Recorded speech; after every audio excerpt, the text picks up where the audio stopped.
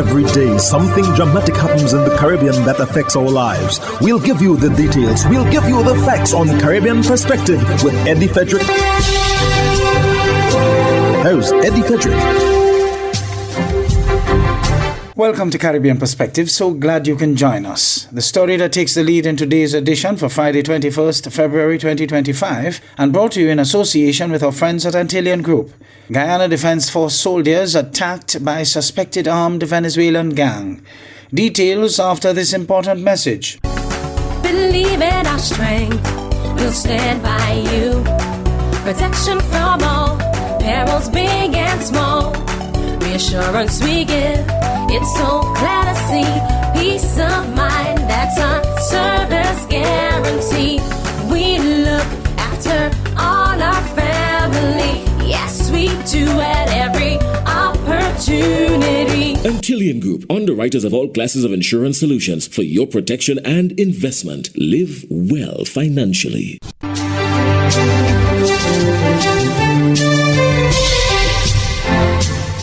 Welcome back. Guyana's President Irfan Ali has declared that his government is taking very seriously the violent attack on 6 Guyana Defense Force GDF soldiers by suspected Venezuelan gang along the Cuyuni River on Monday. HGP's Tiana Cole has more on this situation. His Excellency Irfan Ali, speaking on the sidelines of the Guyana Energy Conference on Tuesday, told media operatives that the government of Guyana will not take lightly an attack on its military personnel. This follows the shooting of 6 soldiers on Monday afternoon by an armed Venezuelan gang. But we are taking this very seriously, even if, and I'm not saying this is the case, we have to do the evaluation, even if it is armed gangs or any of those organizations that operate on the Venezuela side, on the border.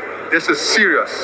This is serious because they fired on ranks in uniform. The president stated that while the government is still gathering information on the attack, the seriousness of the situation remains unchanged regardless of the identity of attackers. He added that at the conclusion of the evaluation, discussions will take place on the next course of action. Let's get the evaluation and then we will discuss a posture that is important for the protection of our men and women in uniform and also of our sovereignty. The injured soldiers have since been evacuated to Georgetown for further medical care. The president has assured that they will receive the best possible treatment. In a statement on Tuesday, the Guyana Defense Force said, quote-unquote, the health and well-being of our personnel remain the highest priority and all necessary measures are being taken to ensure they receive the best possible treatment. The injured soldiers are Second Lieutenant Ansel Murray, who suffered a gunshot wound to the right leg and his head, Sergeant Kevin Davis, who was shot in the right foot and ankle, Corporal Andrew Fraser, who sustained gunshot wounds to the left side of his abdomen and shoulder, Corporal Kevin Henry, who was shot in the left arm and shoulder, Lance Corporal Travis Yorick, who was injured in the right thigh, and Private Ezron Samuel, who was shot in the right side of his abdomen. Meanwhile, Minister of Foreign Affairs and International Cooperation UTAD on Tuesday summoned His Excellency Carlos Perez, Ambassador of the Bolivarian Republic of Venezuela to Guyana, to condemn and demand redress for the armed attack on the Guyana Defense Force supply vessel navigating Guyanese waters between Eterambang and Macapa. While an investigation is ongoing, preliminary findings suggest that the perpetrators are members of a Venezuelan criminal gang that operates with impunity on Venezuela's side of the border. Foreign Affairs Minister UTAD has expressed outrage for the attack to Venezuela's ambassador to Guyana. He reminded the ambassador that under international law, Venezuela is accountable for any harm caused to Guyana or its nationals by persons acting from Venezuela territory, including private individuals unaffiliated with the Venezuelan government or armed forces. The minister insisted that Venezuela adhere to its international obligation to prevent its territory from being used to harm a neighboring state. He further urged Venezuela to eliminate the presence of criminal gangs in the border region and take steps to prevent any further attack on Guyana. Tiana Cole reporting for the HGP Night 3 News. Tensions between Guyana and Venezuela have escalated after these armed men from Venezuela attacked Guyanese soldiers along the Cuyuni River. 6 troops were injured, 2 critically, during the resupply mission ambushed by suspected gang members. First Post America has more. Guyanese authorities stated the attackers were suspected Venezuelan gang members. However, it remains unclear whether any of the assailants were injured or killed. The wounded soldiers, however, were swiftly airlifted to Guyana's capital, Georgetown, for urgent medical treatment. The force remains committed to protecting its borders and will take all necessary measures to address any threats to national security. Now, in response to Guyana's allegations, Venezuela's foreign minister accused the Guyanese officials of fabricating what he called a false, hostile, and malicious narrative. He further went on to call it a false flag operation and fake news aimed at manipulating public perception and distracting from supposed violations of international law. This is a false, hostile, and malicious narrative about an alleged attack against Guyanese troops. The information is a false flag operation and fake news designed to manipulate public opinion and divert attention from the violations of international law. The attack comes amid a long-standing dispute between the two nations over the Essequibo region. Venezuela has claimed ownership of the oil-rich region since the late 19th century. However, Guyana has maintained control over the region since gaining independence from Britain in 1966. We have a historical reason for this. We have the documents on the dispute over the oil-rich region of Guyana, which Caracas claims as its territory, and these documents were officially sent and delivered today to the International Court of Justice, Monday, April 8, 2024, early in the morning. We are not taking anything away from anyone. We are recovering from a fraud and dispossession, from a dispossession with fraud. Venezuela's leader, Nicolas Maduro, has repeatedly voiced his intent to annex Essequibo, even hinting at the possibility of using force.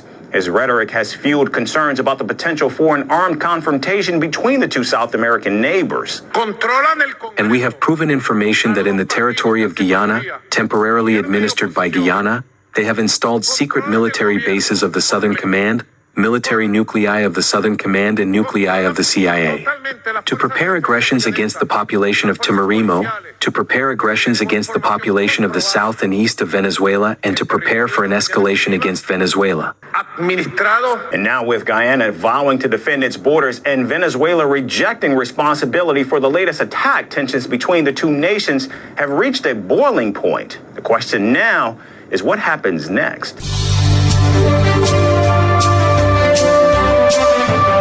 You're listening to Caribbean Perspective with Eddie Frederick, in association with our friends at Antillian Group, underwriters of all classes of insurance solutions for your protection and investment. Live well financially. During the opening ceremony of the 48th regular meeting of the Conference of Heads of Government of CARICOM, outgoing Chairman Grenada's Prime Minister Deacon Mitchell highlighted the effects of climate change on the region, referencing Hurricane Beryl, the most recent system to hit Grenada and devastate other regional countries. Prime Minister Mitchell called for partnership in combating climate change.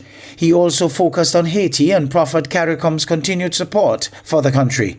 Prime Minister Mitchell says a large part of what is happening in Haiti is not the doing of the Haitian people. In fact, we are not asking for sympathy.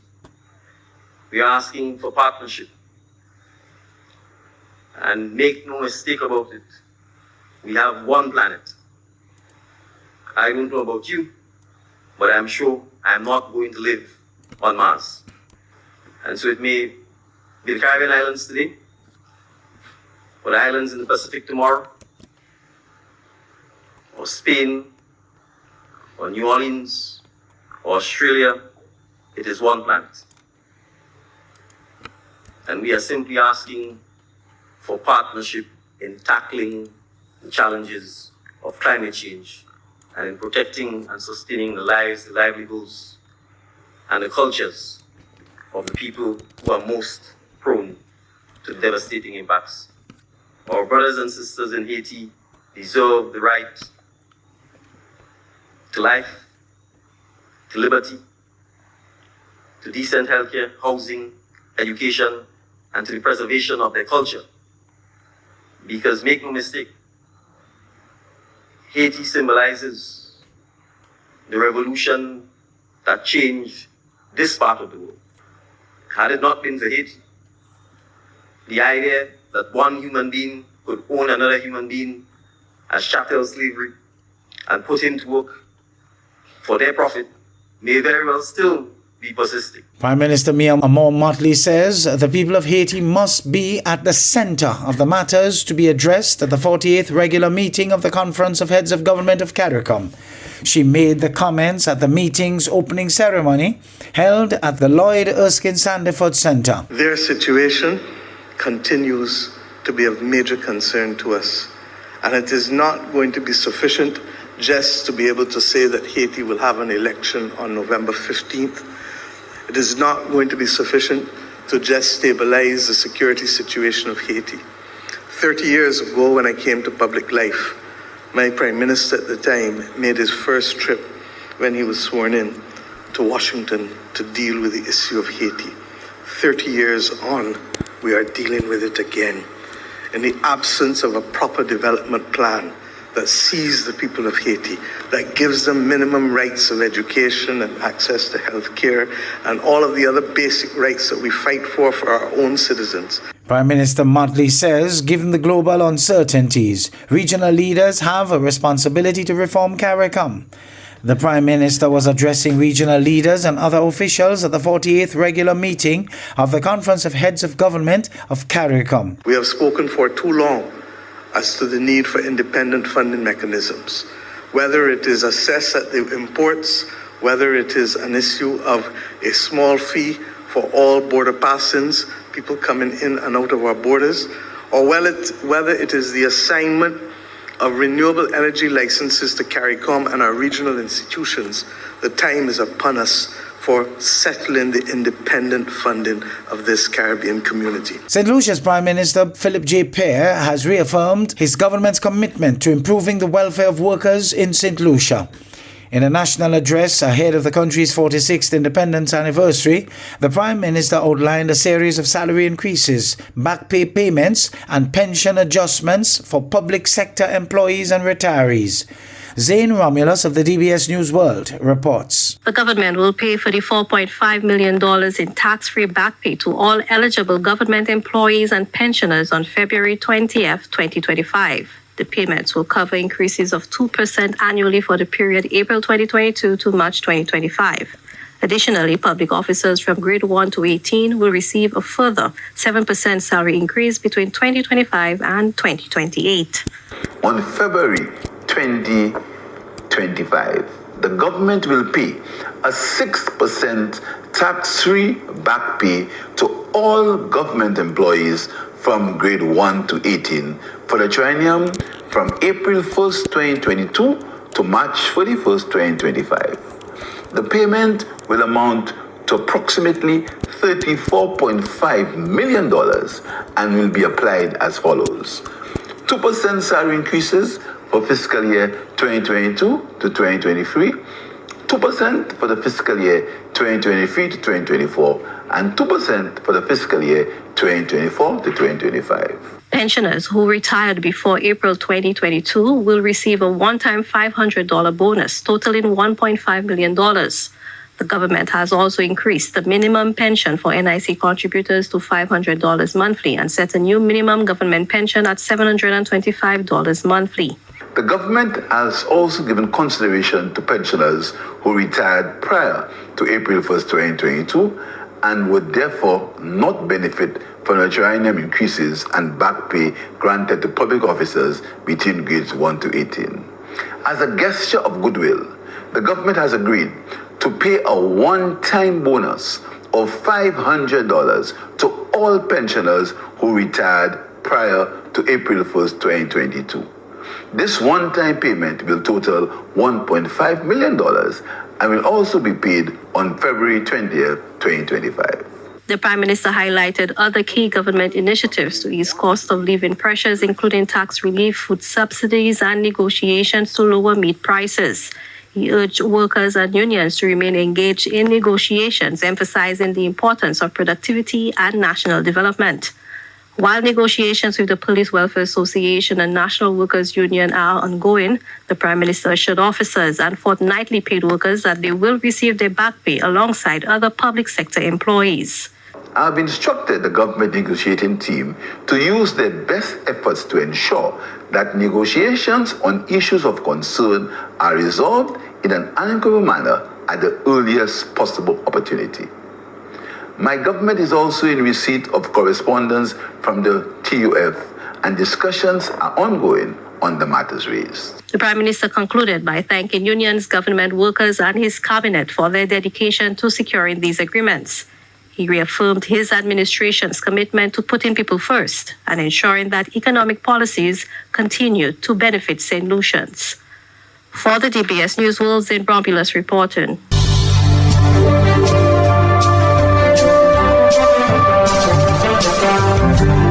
I am Eddie Frederick, wishing you a restful weekend. This has been Caribbean Perspective, a whole new approach to highlighting developments in the Caribbean. In the meantime, please follow us on Facebook and subscribe to our YouTube channel for daily regional news and more, in association with our friends at Antillian Group. Believe in our strength, we'll stand by you. Protection from all perils, big and small. Reassurance we give, it's so clear to see. Peace of mind, that's our service guarantee. We look after all our family. Yes, we do at every opportunity. Antillian Group, underwriters of all classes of insurance solutions for your protection and investment. Live well financially.